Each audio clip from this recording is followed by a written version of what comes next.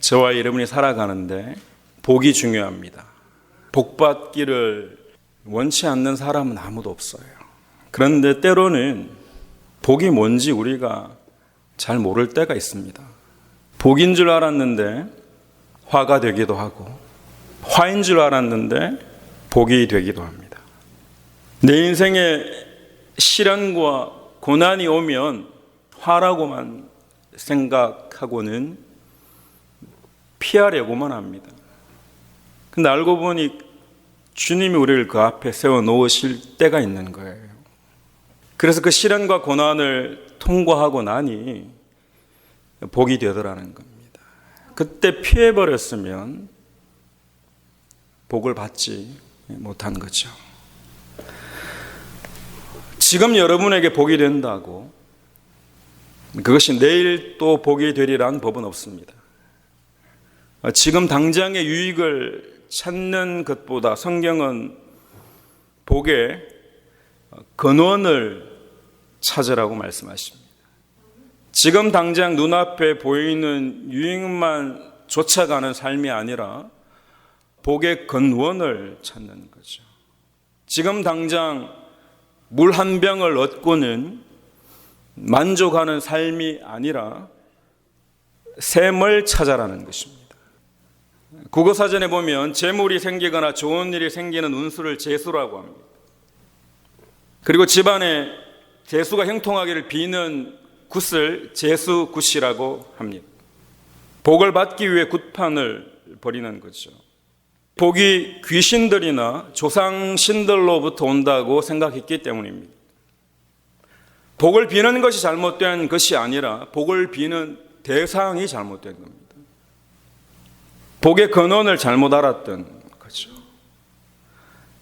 많은 사람들이 복의 근원에는 관심이 없고 누가 주는 복인지에는 관심이 없고 지금 당장 내게 유익하기만 하면 복이라고 착각합니다. 그래서 누구든지 자신에게 돈을 주기만 하면 되고 건강을 주기만 하면 되는 것이지 그것이 누구인지에 대해서는 별로 생각하지 않습니다. 우리가 복 자체에만 관심이 있으면 교회는 나오지만 굿을 드리는 사람과 별 차이가 없습니다. 우리는 복 자체에 관심이 있는 것이 아니고 지금 내게 당장 무엇이 유익한가에 관심이 있는 자들이 아니라 복을 주시는 여호와 하나님에게 관심이 있는 자들입니다. 여러분, 현실 가운데 복을 받는 것은 나쁜 것이 아닙니다. 당연히 복을 받아야죠. 성경에도 분명히 저와 여러분에게 복을 약속하셨습니다. 내 몸의 자녀와 내 토지의 소산과 내 짐승의 새끼와 소와 양의 새끼가 복을 받을 것이며 내 광주리와 떡 반죽 그릇이 복을 받을 것이며 내가 들어와도 복을 받고 나가도 복을 받을 것이니라. 하나님이 주시겠다는 거죠. 하나님이 저와 여러분에게 복 주신다는 것을 믿습니다. 내가 들어와도 하나님이 나와 함께 하심이 복이고 내가 나가도 하나님이 나와 함께 하심이 복입니다. 야고보서 5장 14절에 보면 너희 중에 병든 자가 있느냐 그는 교회 장로들을 청할 것이요 그들은 주의 이름으로 기름을 바르며 그를 위하여 기도할지니라. 우리가 주님의 이름으로 기도를 하면 질병이 고쳐지고 강건해진다고 성경은 말씀하시는 거죠. 근데 중요한 것이 있습니다. 지금 내 생각대로 되어지는 게 복이 아니라는 거예요. 그러니까 우리가 하나님, 복의 근원이신 하나님에게 붙어 있으면 그분과 동행하면 그분이 내게 복을 주실 것을 믿는 거지 내가 이렇게 해주십시오 저렇게 해주십시오라고 다 굿판을 짜놓고는 이대로 해주십시오가 아니라는 거예요. 차이가 뭔지 아시겠습니까? 여러분, 복은 하나님이 주시는 줄 믿으시기 바랍니다. 복의 근원이 여호와 하나님이시라고 성경은 말씀하시는 거죠. 주님은 우리에게 믿음을 요구하십니다. 저와 여러분에게 믿음을 선물로 주시고는 그 믿음을 지키기를 원하시는 거죠. 무슨 믿음인가요? 지금 내게 시련이 있더라도 지금 내게 어려운 일이 있더라도 결국에는 하나님이 내게 복을 주실 것을 나는 믿는 것입니다. 복은 하나님으로부터 오고 하나님이 복의 근원이시라고요. 기독교가 다른 종교와 완전히 구별됩니다. 심지어 가족이 장례를 치르는 그 순간에도 하나님 앞에 감사함으로 나아가는 거예요. 왜? 하나님이 복을 주실 것을 믿기 때문이에요. 영원한 생명을 주실 줄로 믿습니다. 지금 당장 내 마음대로 되지 않아요. 교회나 나오는 것 같은 대화를 하다 보면 그 속에 예수 그리스도가 없는 경우가 종종 있습니다. 사도 바울은 지금 자신이 감옥이라는 시련 가운데 있어요. 근데 결국에는 나를 구원에 이르게 하실 것을 믿는다고 고백합니다. 지금 상황이 어떻든지 자신이 확신하는 게 있어요. 뭔가 하면 하나님이 나를 구원에 이르게 하실 것입니다. 하나님이 나를 복으로 인도하실 것을 믿는다는 거죠. 그게 오늘 본문이잖아요. 예수 그리스도의 성령의 도우심으로 나를 구원에 이르게 할 줄 아는 고로예요. 근데 사도 바울이 이렇게 고백하고 있어요. 자신이 이런 과정을 통과해서 결국에는 자신을 구원에 이르게 하실 하나님을 안다는 거예요. 여러분, 삶의 과정을 통과해서 저와 여러분이 하늘나라에 가는 복을 누리게 되기를 축원합니다. 계속해서 20절 말씀 보시면 나는 간절한 기대와 소망을 따마 아무 일에든지 부끄러워하지 아니하고 아무 일에든지 부끄러워하지 아니하고. 사도 바울은 부끄럽지 않대요. 어쩌면 창피할지 몰라요. 예수 잘 믿는다고 하더니만 갇혀가지고는 주변에서 손가락질 당하고 있는 신세예요. 부끄러워하지 않는다는 거예요. 왜? 자신에게는 하나님이 나를 구원에 이르게 하시는 간절한 기대와 소망이 있기 때문이에요. 내가 누구보다 많이 가져야 되고 많이 배워야 되고 또 더 건강한 것처럼 포장할 필요가 없어요. 그냥 여러분이 있는 그대로 하나님이 나를 사랑하십니다. 어떤 시련이 있을지라도 주님이 나를 사랑하시는 것을 붙잡아야 되고, 그런 말미암아 나는 부끄러워할 필요가 없어요.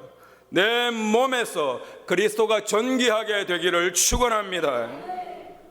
우리는 모두 과정에 있어요. 결국 저와 여러분을 인도하실 거라고요.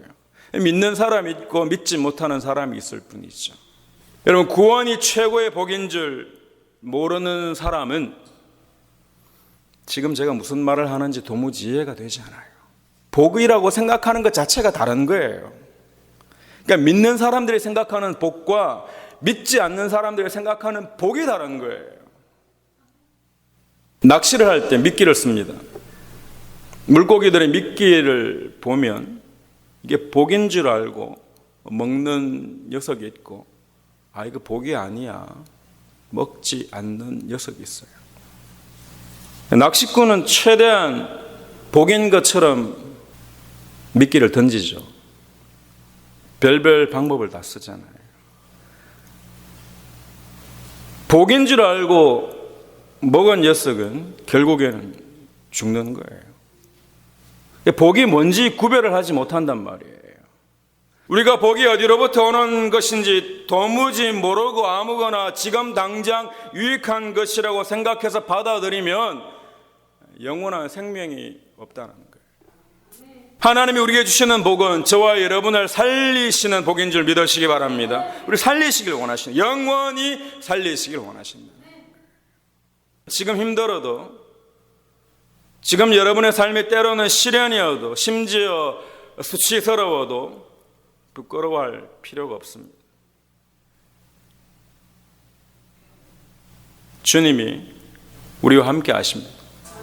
하나님만이 복이라고 정말 믿는 사람들은 이 과정을 통과해서 구원에 이르게 하실 소망을 갖게 될 줄로 믿습니다.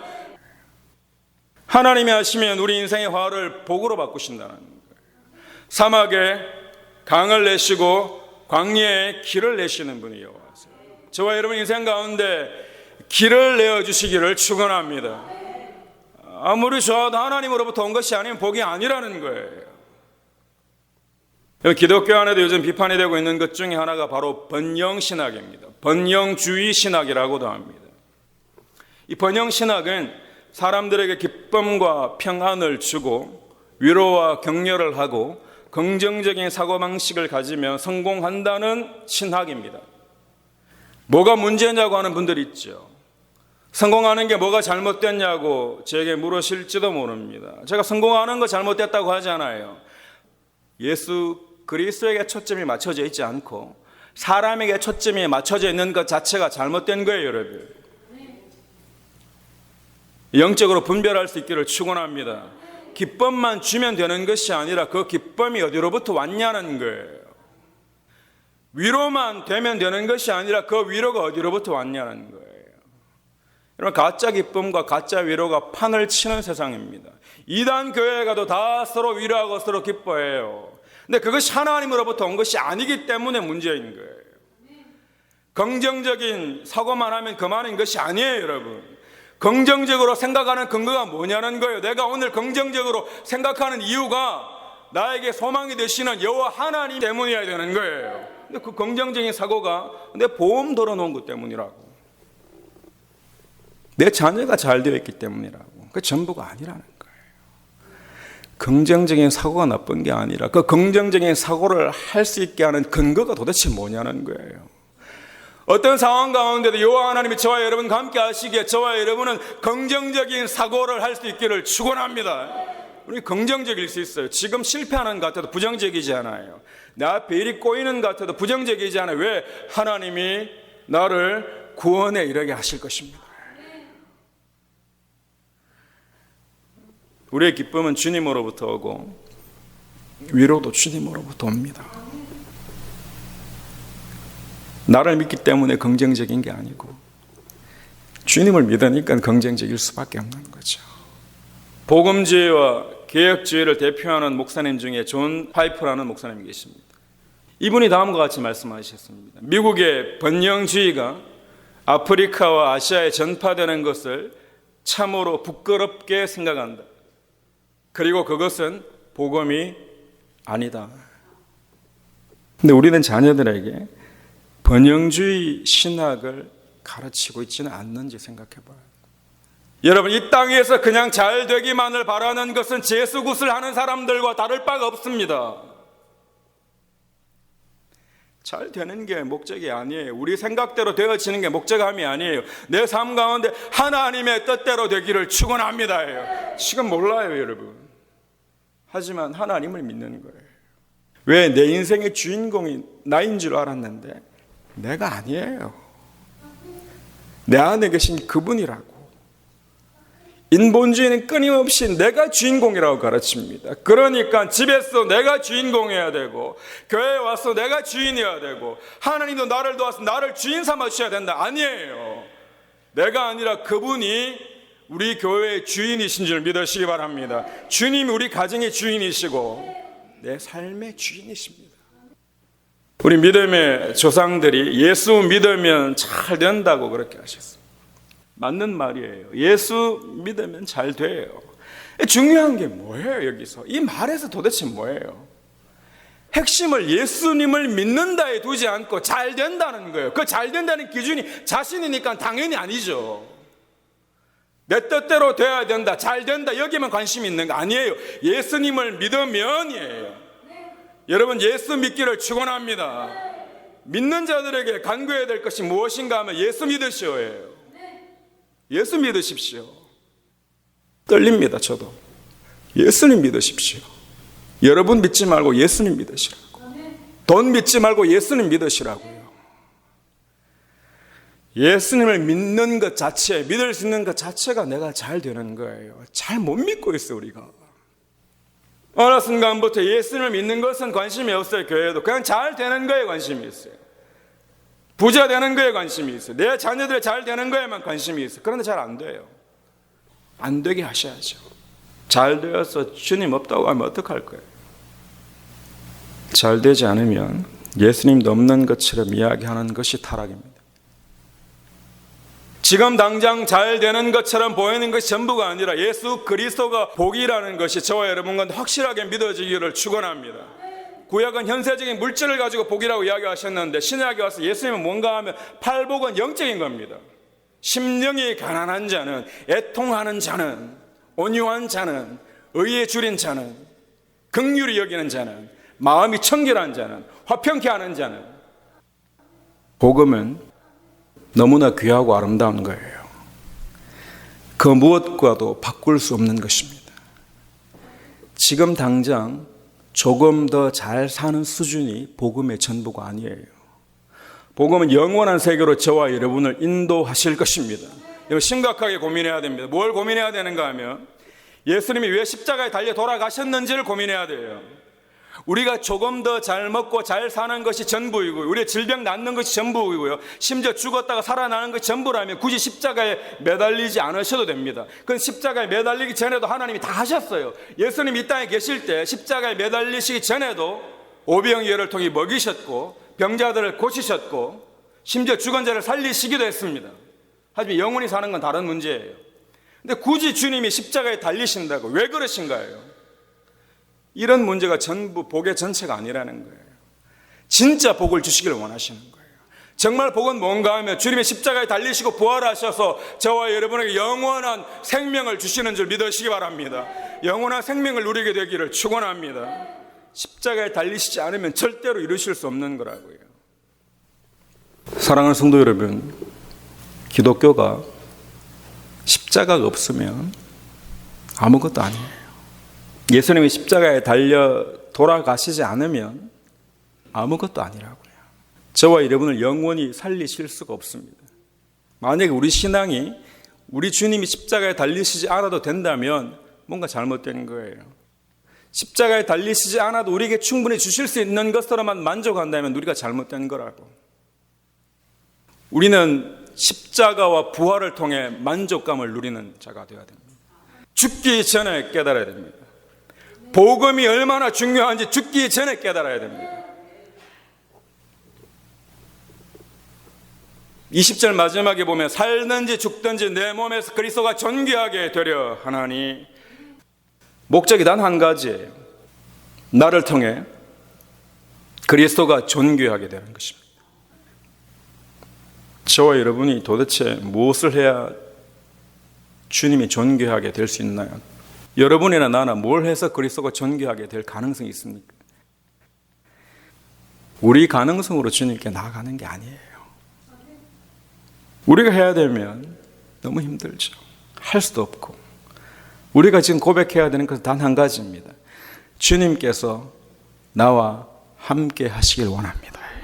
내 안에 계신 주님이 내 안에만 계시다면 그것으로 말미암아 존귀하게 된다는 거죠. 21절에 보시면 이는 내게 사는 것이 그리스도니라고 되어 있습니다. 내게 사는 것이 그리스도라는 거예요. 여러분 어떻게 하면 여러분 안에 그리스도가 산다고 고백할 수 있습니까? 우리가 누군가를 너무 사랑하면 내 안에서 함께 사는 것을 발견합니다. 아침부터 밤까지 우리는 그 사랑하는 사람과 함께한 적이 있을 겁니다. 엄마가 아들을 품고는 하루 종일 생각하는 거예요. 우리가 주님을 사랑하면 주님이 내 안에 사시는 겁니다. 하루 중 얼마를 사랑하시나요? 아침에 일어나서도 주님을 사랑하고, 살아가면서도 또 주님을 사랑하고, 주무시기 전에도 주님이 생각나고.